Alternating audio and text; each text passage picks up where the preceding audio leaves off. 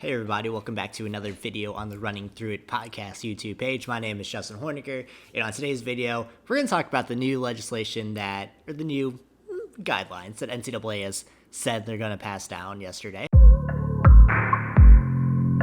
This came out that their hand was being kind of forced by the California law that's going to be going into place, and legislation that's on the books on the national level as well. The NCAA is going to be pulling back the guidelines that will allow athletes to use their image and likeness and profit off of that.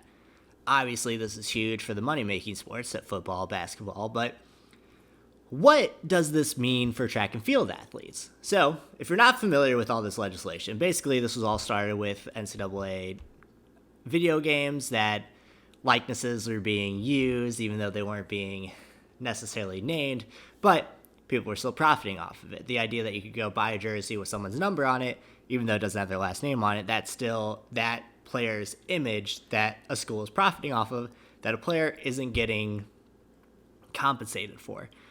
Rules and regulations have been constantly changing since these lawsuits have come into place. But the idea is that college athletes, even though they're student athletes, should still be, in my mind, compensated for a school making millions of dollars off them. I don't think that's too much to ask. A big football and basketball school is making hundreds of $millions from their program, buy it through sponsorships, buy it through just tickets at the gate that they sell, and they're making a lot of money off of college athletes. And instead of giving that money, profit sharing, giving that money back to the athletes, they'll roll it into facilities and everything else to get athletes to come to the school in the future. But in the meantime, you have athletes that are going hungry, that aren't able to live comfortably in some cases. Now, those regulations have been lifted.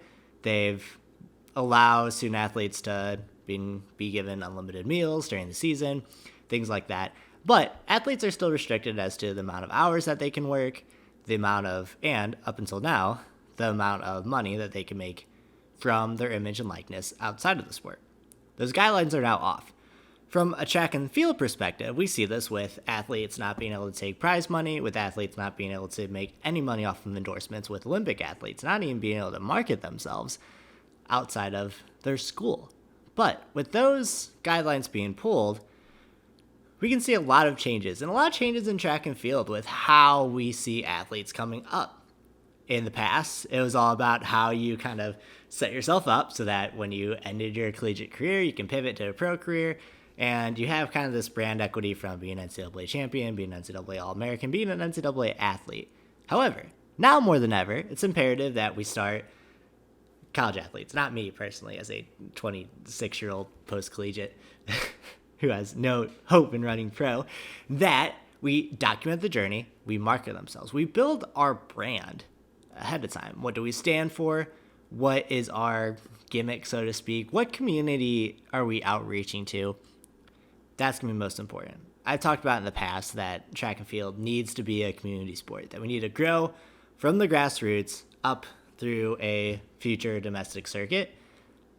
That starts with collegiate athletes, either in the community that they're running in college or the community that they've come from, really embedding themselves in that community, giving tips, talking, giving advice, just in general being a person in the community that people can be a fan of, that they'll watch on the television when they go run at national meets, when they go run in televised meets, and then when they turn pro, those eyeballs will be on them. Sydney McLaughlin is a good example. She didn't sign the most lucrative entry-level contract because she had all the potential in the world, which while she did, she also had a very engaged social media following. So you take all the potential that she has of being a world record holder, of being the best sprinter that America has ever seen.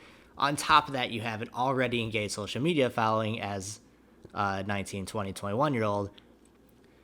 That's what brands want to see, and that's what brands are going to pay for going forward. Gone are the days of, your distance runner who lives in a cabin, trains all alone, doesn't show up in the outside world and then shows up and runs a PR and everyone loves that. You're not going to be able to, and sure, it's romantic, right? The Quentin Cassidy tale of Once a Runner. It's romantic. Every budding distance runner reads it and it's like, yes, that's me. But if you want to make money in the sport, that can't necessarily be you. So, NCAA regulations, what does that have to do with track and field? How can track and field athletes, collegiate track and field athletes, potentially increase their earnings? I think of this twofold. One, from a kind of lower tier athlete and an Olympic level athlete. So from a lower tier athlete, even someone who's a D1 athlete, when they go home to their hometown, to their home communities, they're still a big deal.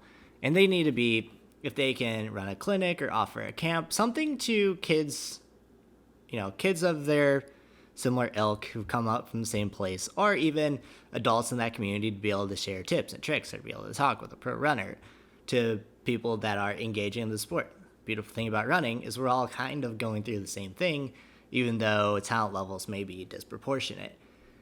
Someone, to use a local example, someone running at UMKC who maybe comes from some town in southern Missouri, think maybe like Springfield or Cape Girardeau, can then go home to their communities and use the fact that they're a UMKC runner to maybe put on a clinic or put on a camp, or to even license their names to a clinic or camp with someone who has more experience running it. That way they don't have to go through the stress of putting on the camp. They can focus on training, they can show up, they can talk the talk, they can give demonstrations, they can give their expertise as a college athlete, as long as they're not being exploited, which is going to be one of the things that we look at when the NCAA passes guidelines, or their guide rails, of making sure that bad actors don't get into the system. And I think one of those ways is maybe, old coaches or people, hangers-on, heavy will, that could maybe exploit athletes. That's what we don't want. So there needs to be some rules and regulations there, as much as I might love the idea of an unvetted system. Then it goes up to Olympic level athletes. In the past, as an Olympian, you have not been able to benefit off of your likeness if you're a collegiate athlete who would just happen to make the U.S. team, who happen to make the Olympics, until you go pro. And then it's future earnings as opposed to current earnings.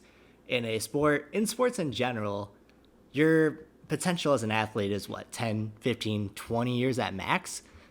So you need to start maximizing that potential from while you're in college. So, as an Olympic level college athlete, at this point, now you can benefit off of that. You can sign endorsement deals. You can do other things to lend your name as an Olympian, as the top 1% of all athletes in the world. Now you can start making money off that image instead of putting it away into future earnings that maybe you never see, because there are cases of one-off Olympians. There are cases of people signing 2-year contracts after they come out of college and not being able to fulfill on them. Now we can kind of increase that. All ships rise to the tides. If our Olympic level athletes are getting paid, our lower level athletes will get paid as well. And if we can demonstrate that these endorsement contracts are worthwhile to brands, then more sponsorship dollars will come in as well. That goes into other things, but the main point being is that these new NCAA regulations can benefit NCAA track athletes a ton if they're building their brand, if they're paying attention, and if they're ready to hit the ground running as a college athlete, document everything, and showcase your skills, showcase your personality, showcase who you are, and you can make money in the sport even though sometimes it might seem like you can't. That's my spiel for today. I'm very excited with this news. Let me know. Sound off in the comments below. I want to have a conversation because there are some pros and cons to this. Cons being, in an unfiltered system with no regulations, that there can potentially be bad actors, so there can potentially be athletes who get taken advantage of. I would love to have that conversation because, frankly, for me, I'm someone who wants to see athletes empowered, wants to see athletes make the most out of their time in college. And I think some people that have a different viewpoint than that. So I'd love to kind of have that conversation in the comments. Let me know what you think. If you like this video, if you want to see more things about running, I don't usually talk about the NCAA, but things like this are something I'm passionate about. Subscribe to the video, give it a like or a dislike if you don't like my takes. If you think it's a bad video, let me know. And let's have a conversation. So again, my name is Justin Horniker. thank you guys so much for coming along the ride. And we'll talk soon.